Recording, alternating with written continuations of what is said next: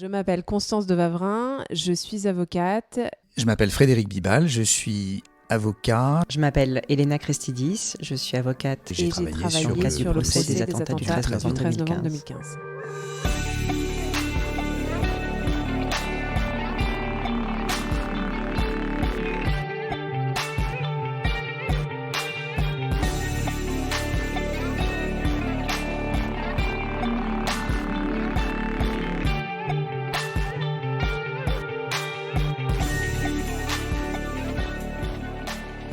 Alors, je suis avocate depuis le mois de janvier 2006, donc depuis 16 ans.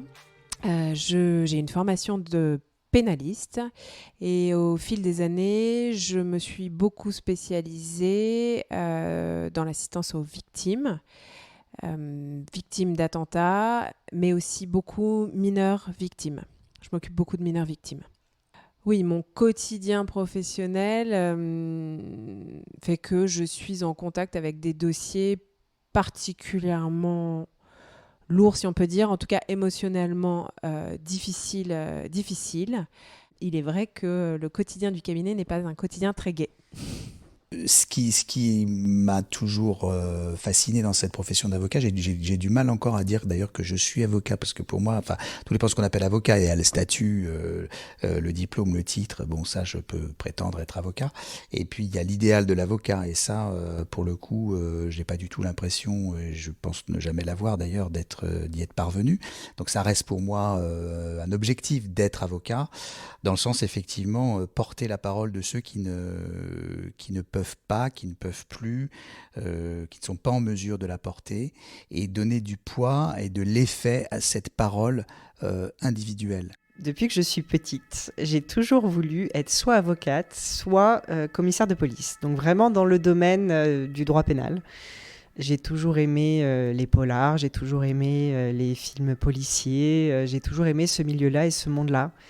Donc je crois que c'était un peu une évidence pour moi. Je crois que c'est vraiment la recherche, avoir une réponse judiciaire et savoir pourquoi est-ce que des personnes peuvent passer à l'acte et commettre des infractions. Et je crois que pour pouvoir le comprendre, il faut être d'un des deux côtés. Soit poursuivre les gens, soit les juger, même d'un des trois côtés. Soit poursuivre les gens, soit les juger, soit les défendre. Et les juger, je me suis toujours dit, prendre la décision et changer la vie de quelqu'un, c'est compliqué. Les poursuivre, c'est une façon de voir les choses. Et moi, j'étais plutôt pour les défendre, finalement. Je suis une avocate engagée, mais dans tous les sens du terme.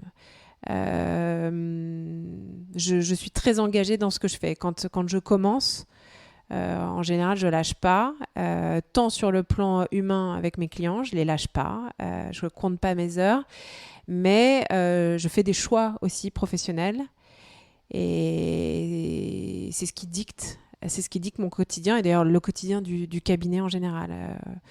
On est engagé. Pour dire une caractéristique, ce qui me définirait, il me semble avoir toujours eu un petit peu de mal à me satisfaire de l'état existant des techniques et m'être toujours interrogé sur la manière de les faire évoluer. J'aurais envie de dire progresser, c'est me lancer des fleurs, mais en tout cas de les faire évoluer. Peut-être c'est ça qui me caractérise. C'est compliqué de se définir soi-même, je crois, de donner une appréciation sur soi. Je pense qu'on peut dire quand même que je suis une avocate humaine. Voilà, j'aime l'être humain, je pense que de toute façon, pour faire ce métier, pour bien le faire, on est au contact des êtres humains. Je préfère travailler comme je travaille dans un petit cabinet à taille humaine que dans un gros cabinet de droit des affaires international, américain, anglo-saxon ou autre. Voilà, moi, c'est vraiment le côté relationnel et les contacts avec les êtres humains.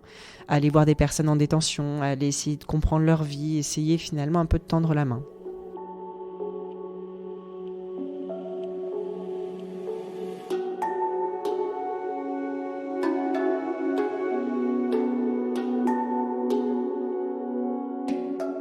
Alors, comment le procès V13 commence pour moi ?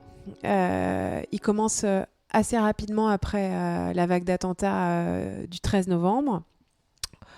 Je pense que d'ailleurs c'est le cas pour beaucoup d'entre nous, en tout cas pour beaucoup de nous avocats parisiens de ma génération. Moi j'habitais dans le 11e et donc j'avais tout un tas d'amis dans le 11e. Donc forcément, comme tous les Parisiens, hein, j'ai été très bouleversée par ce qui s'est passé. Et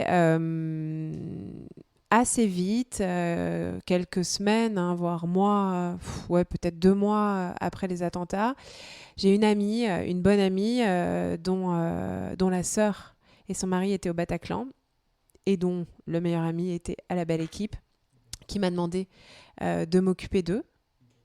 Donc ça, c'est le début. Ce sont mes premiers clients et je ne m'occupais pas de victimes d'actes de terrorisme à l'époque. Hein. Ce n'était pas ma spécialité. En revanche, je m'occupais de victimes, donc c'était la matière terroriste que je pratiquais pas forcément. Alors, dans le dossier après les attentats du 13 novembre 2015, quelques jours après, en fait, au cabinet, on a été saisi par des parties civiles, par des victimes d'ailleurs, au début, par des victimes, parce qu'en fait, mon associé connaissait des personnes qui étaient au Bataclan.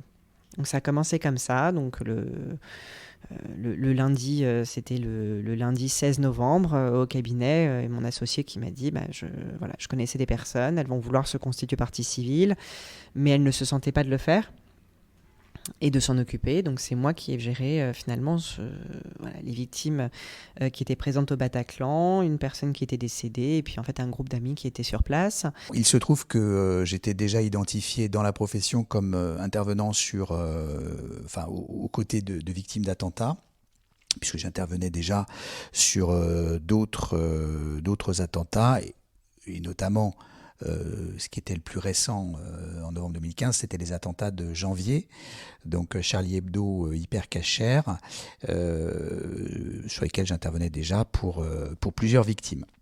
Et donc j'étais connu, entre guillemets, hein, je ne suis pas du tout quelqu'un de célèbre, mais enfin en tout cas de la profession, et en particulier du bâtonnier, pour intervenir sur ces dossiers-là.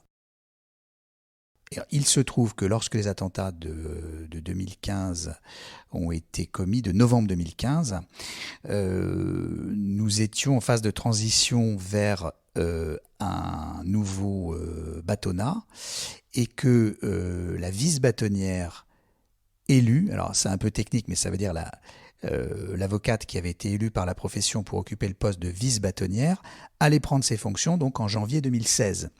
Et cette avocate, qui s'appelle Dominique Attias, a senti qu'on était nombreux à avoir quelques clients et à être très éparpillés, et à organiser une première réunion.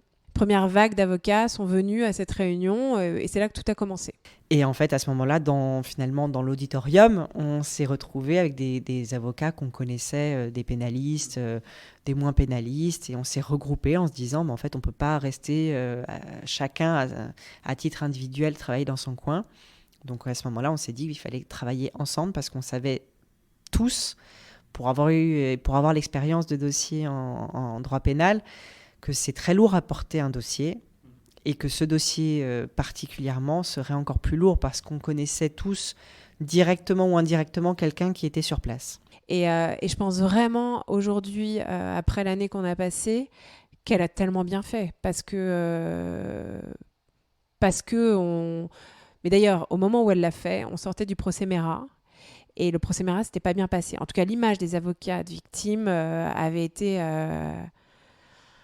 un peu abîmée, on va dire, pour dire les choses cordialement. Et on avait tous été assez choqués, vu l'importance de ce procès, de voir que notre profession, encore une fois, n'avait pas été capable de s'entendre et de s'organiser. Et notre génération d'avocats, je pense, justement probablement avec le poids aussi que ça comportait pour nous à titre personnel, n'avait pas du tout envie de répéter ça. Et je pense qu'elle l'a senti à ce moment-là, et heureusement, parce que je sais pas, franchement, je sais pas comment on aurait pu faire autrement.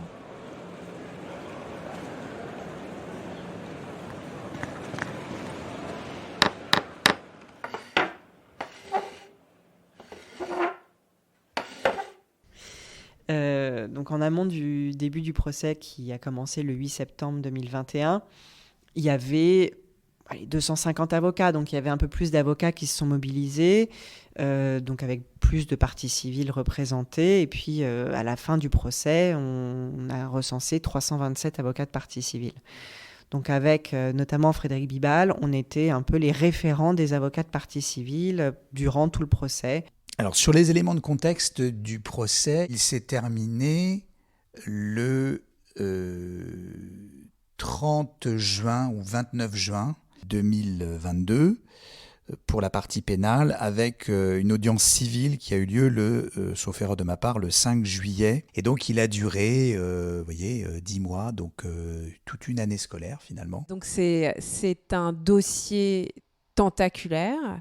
À la fin du procès, on était à environ 2000 parties civiles, 300 avocats de parties civiles, 6 juges désignés au départ, 6 juges d'instruction désignés au départ. Donc c'est un dossier comme il n'en avait jamais vu et comme on n'en avait jamais vu. Alors, comment on se prépare psychologiquement à un procès comme le procès V13 ?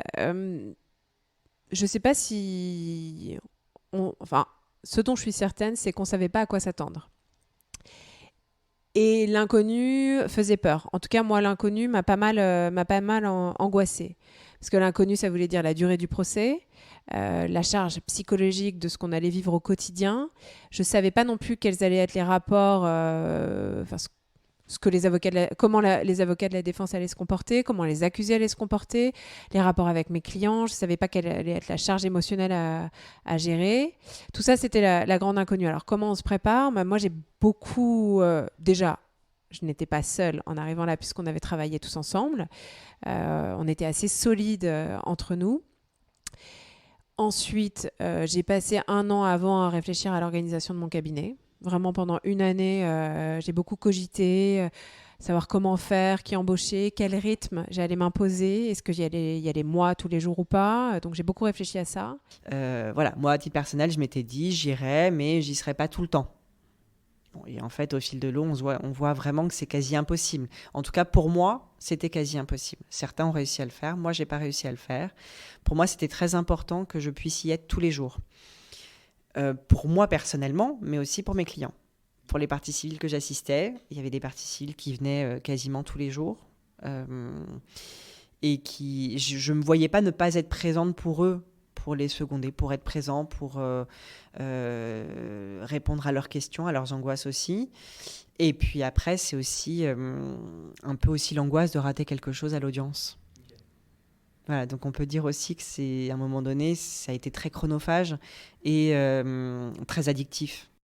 Et notamment durant les semaines qui ont été les plus difficiles sur un plan émotionnel et sur un plan personnel, qui ont été les semaines d'audition des parties civiles, puisque pendant d'abord une première séquence de 5 semaines, puis une nouvelle séquence de 15 jours, la cour d'assises, et par hypothèse les avocats présents, ont entendu sans discontinuer, donc du début de l'audience, c'est-à-dire aux alentours de 13h, le temps que les choses se mettent en place chaque jour, jusqu'à 19, 20, 21, voire parfois un peu au-delà, donc 21h, des témoignages, des récits de victimes, tous plus bouleversants les uns que les autres. Les gens qui interviennent, par exemple, sur les débriefings de victimes de violences, les psychiatres, par exemple, ou les psychologues, savent très bien qu'on ne peut pas être dans cette situation d'écoute bienveillante, empathique, 7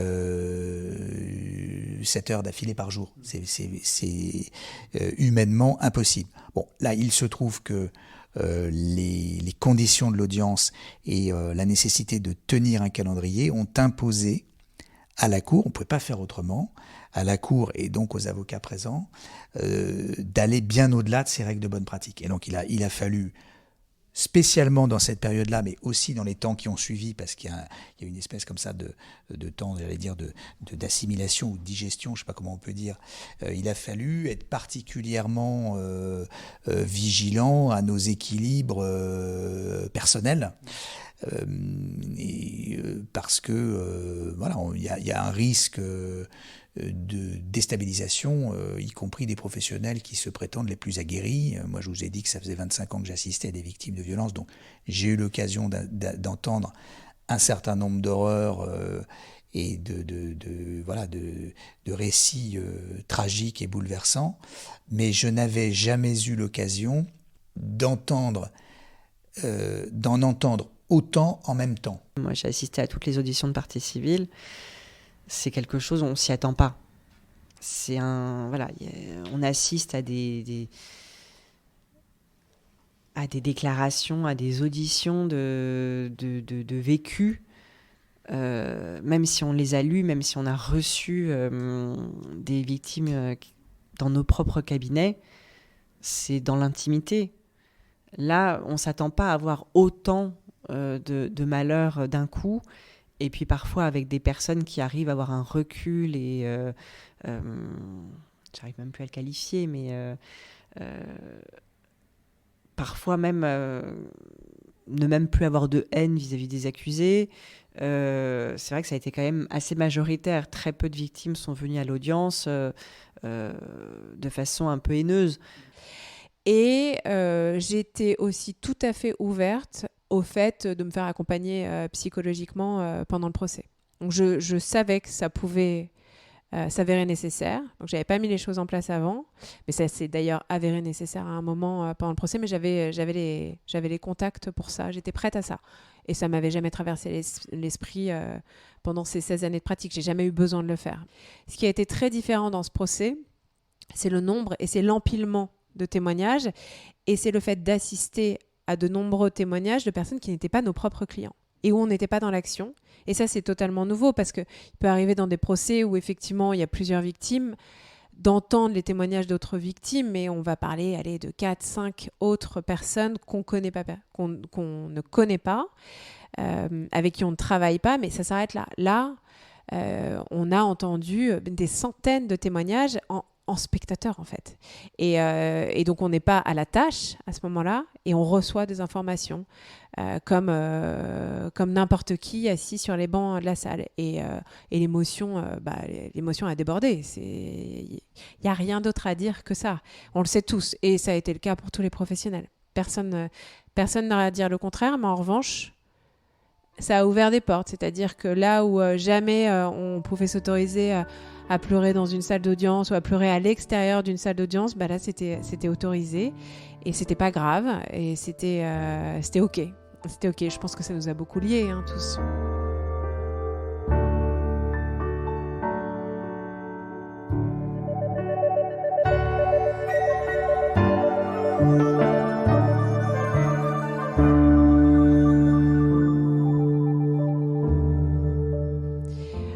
Il faut savoir qu'un avocat, à la base, ça fait probablement partie des raisons pour lesquelles on devient avocat aussi, un avocat, il est indépendant, totalement indépendant par nature. Il est indépendant dans sa prise de parole, dans ses idées. Il déteste qu'on lui dise quoi faire, quoi penser et comment le faire. Et il déteste rendre des comptes aux autres. C'est vraiment, je pense que c'est un peu notre marque de fabrique. L'essence même de notre profession, le fait que nous défendions des intérêts individuels, le fait aussi, il ne faut pas avoir peur des mots, qui est naturellement, et c'est pas un gros mot, une concurrence entre les avocats, fait que il est toujours difficile pour un avocat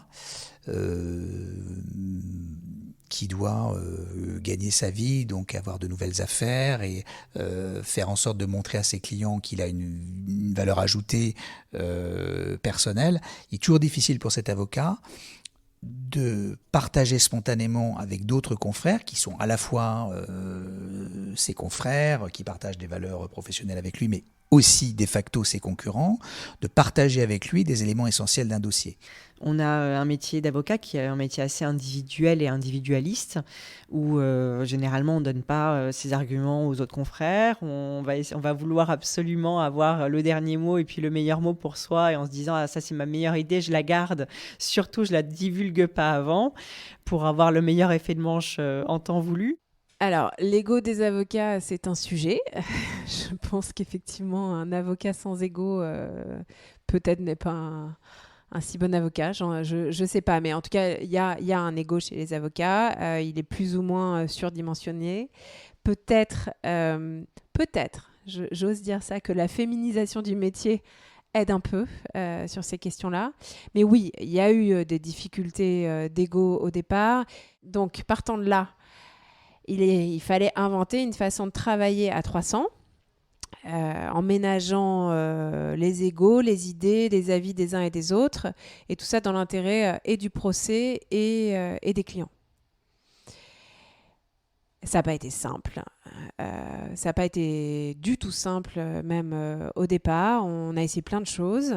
Au tout début, typiquement, pour prendre des exemples concrets, il n'y avait pas d'inventaire, c'est-à-dire que le dossier est coté, alors c'est D1, D2, D3 jusqu'à des 300 000 ou quelques. Alors, code, c'est le terme technique des avocats pour désigner en fait la page, une page d'un dossier. Donc sur un dossier d'1 million de pages, personne ne peut prétendre pouvoir, ne serait-ce que l'avoir lu personnellement, intégralement. Il y a 1 million de pages dans le dossier, donc on peut imaginer, mais au tout début, il n'y a pas 1 million de pages, mais il n'y a pas d'inventaire, c'est-à-dire qu'on ne sait pas la code des 1 à quoi ça correspond, la code des 1000 non plus. Donc au début, on s'est dit, on va faire un inventaire et un résumé du dossier. Donc au tout début, c'était un peu le travail où on se répartissait à plusieurs avocats en se disant, tu prends la code D1 à D100, l'autre de 101 à 100 à 200, etc. On s'est réparti vraiment le travail comme ça. Et après, en fait, on s'est aperçu, certains ne faisaient pas leur partie, donc il y avait des trous. Faire un résumé, on en venait à un résumé que personne ne lirait, donc ça n'avait plus finalement... Voilà, on a testé des choses au début pour voir comment est-ce qu'on pouvait travailler intelligemment. Il y a forcément un travail d'analyse qui va se faire par répartition des tâches, sauf à dire à ce moment-là que personne n'a lu le dossier. Mais est-ce qu'on démissionne à ce point ? Donc, nous sommes parvenus collectivement à ce que l'intégralité du dossier ait pu être parcouru. On en a eu la preuve en audience, puisque chaque jour de l'audience, sur chacune des thématiques qui a été abordée, des parties civiles ont été capables, de manière avertie, très technique, très précise, de s'exprimer sur chacun des aspects de ce dossier. Un dossier classique, en principe, on va voir le juge d'instruction, on récupère la copie du dossier, on le travaille à son cabinet, on lit le dossier intégralement, on reçoit la victime, on reçoit la personne qui est mise en examen. On prépare l'audition de la victime ou de la personne mise en examen par le juge. Voilà, c'est vraiment un travail qu'on fait avec son propre client, avec son client, à travailler le dossier, à dire voilà, il y a tel et tel élément, qu'est-ce que vous avez à dire par rapport à ça, qu'est-ce que vous souhaiteriez dire au juge, etc. Il y a plusieurs éléments. Bon, d'abord, il y a une masse de travail importante compte tenu de l'importance du dossier lui-même, qu'on ne pouvait pas mener à bien nos tâches sans collaborer étroitement avec d'autres cabinets, avec d'autres avocats. Par conséquent, la première évolution de notre travail, et d'une certaine manière la plus importante, ça a été l'impérieuse nécessité de mettre en place cette collaboration. Donc, concrètement, comment ça s'est passé ? Ça s'est passé par la mise en place très en amont de l'audience d'un groupe de contact d'avocats qui se sont vus, qui se sont réunis en moyenne au moins une fois par mois. Sur le plan pratique, j'allais dire technique, nous avons dû mettre en place un certain nombre d'outils spécifiques, notamment sur le plan informatique. Il y a eu un cloud numérique ultra sécurisé qui a été mis en place grâce au barreau de Paris et sur lequel les avocats ont pu avoir un espace de partage, déjà pouvoir consulter de manière sécurisée le dossier pénal, mais également pouvoir échanger toute une série de documents de travail. Également une messagerie sécurisée qui a été mise en place, donc à laquelle pouvaient accéder tous les avocats du dossier, mais que les avocats du dossier, parce que la difficulté, c'était à la fois que tout le monde puisse y intervenir et qu'il n'y ait pas d'intrus, parce que on a beau être plus de 300, la question du secret de l'instruction et du secret, lorsque on est encore en cours d'instruction, et du secret professionnel, là pour le coup qui ne cesse pas, elle existe. On a travaillé aussi sur tout le volet indemnitaire. beaucoup au début pour créer des nouveaux préjudices, faire évoluer la jurisprudence. Ça veut dire que de nombreux avocats ont mis en commun leur savoir-faire, ce qui est aussi très rare, parce que c'est ça la valeur de notre travail. Donc, il y a eu vraiment un partage de compétences totalement volontaire, gratuit et collectif. Ce partage de matière grise, on va dire, ça n'avait jamais existé. Comment arriver à faire en sorte que cette attitude de mise en commun soit partagée par le plus grand nombre? La première des conditions, c'est soi-même de montrer concrètement et pratiquement que l'on est prêt, j'allais dire, à investir le premier, à mettre sur la table le premier des éléments intéressants, utiles pour les autres. Et ça, il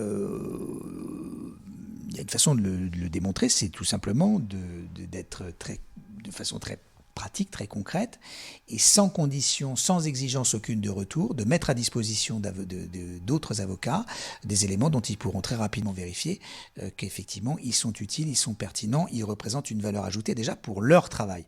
Donc avant de vouloir recevoir, il faut commencer par donner. Ça a l'air, ce que je dis a l'air très boy scout, et on a l'impression que je fais de la morale, mais je pense qu'il n'y a que comme ça qu'on peut réussir à créer une dynamique.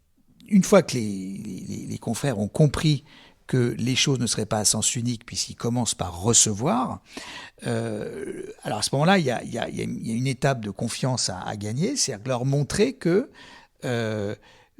si ils mettent en commun des éléments, ils participent à un travail collectif, ce travail ne sera pas capté, approprié par un petit nombre d'entre eux. Et donc là, on rejoint la question presque une question éthique, l'éthique des responsables et des animateurs, qui doivent être capables de démontrer à tout moment qu'ils n'ont pas tiré de bénéfices ou de profits personnels de cette expérience d'animation.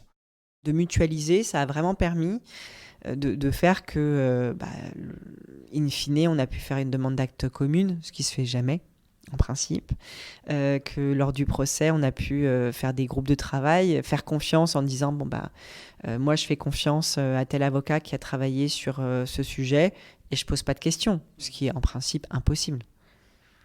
Alors, c'est vrai que l'enjeu dépassait tout et que probablement ça a remis à sa place tous ces égos. Mais je pense qu'il y a autre chose qui a peut-être aidé. Parce qu'effectivement, quand on dit l'enjeu dépassait tout, je pense qu'on l'a quand même... Le fait qu'on se connaisse tous depuis très longtemps, le fait qu'il y ait eu de nombreuses réunions, même avec... on a fait des très grandes réunions avec les 2/3 des avocats qui participaient ou des réunions en Zoom. On a passé des années à dire que l'enjeu dépassait tout. Parce qu'il y a d'autres procès où l'enjeu était énorme, mais ça a été aussi un parti pris dès le départ des avocats qui sont investis, de le rappeler en permanence, de dire n'oubliez pas pourquoi on le fait, ce vers quoi on va et ce qu'on ne veut pas faire. Et à partir du moment où il y a un groupe solide qui maintient ça en s'y tenant, justement, en se mettant jamais en avant et en laissant toujours le collectif dépasser tout ça, forcément, par effet miroir ou même par exemplarité, les autres se disent qu'ils ne vont pas pouvoir le faire si les autres ne le font pas. Donc je pense que réellement, le fait d'avoir travaillé ensemble pendant des années, de se connaître, de savoir qu'on va se revoir après, qu'on va se voir aussi tous les soirs à la sortie du procès, ça pose les choses différemment.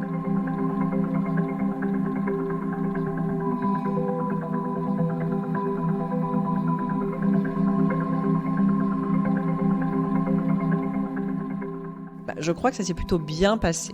Il y a des choses certainement à revoir, des choses peut-être avec un peu de recul, avec le temps, on pourra peut-être voir un peu plus ce qu'il y a à faire, à améliorer, parce qu'il y a évidemment des choses à améliorer, il y a des choses peut-être à abandonner, il y a des choses à rajouter, évidemment.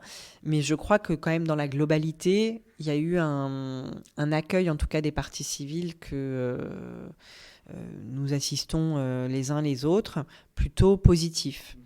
C'est-à-dire que les parties civiles qui, par exemple, n'ont jamais été entendues, n'ont jamais déposé devant la cour, ces parties civiles-là, qui pourtant parfois même n'étaient pas assistées par un avocat, on a quand même porté leur voix par le biais de certains confrères qui ont porté la voix des oubliés, des silencieux. Et c'est vrai que les parties civiles, finalement, parfois, ont pu même aller voir des avocats sans les connaître, mais pour les remercier en leur disant merci d'avoir porté la voix des absents, merci d'avoir porté la voix des enfants pour ceux qui plaidaient pour les enfants par exemple, merci d'avoir porté la voix de ceux qui ne peuvent plus parler parce qu'ils ne sont plus là.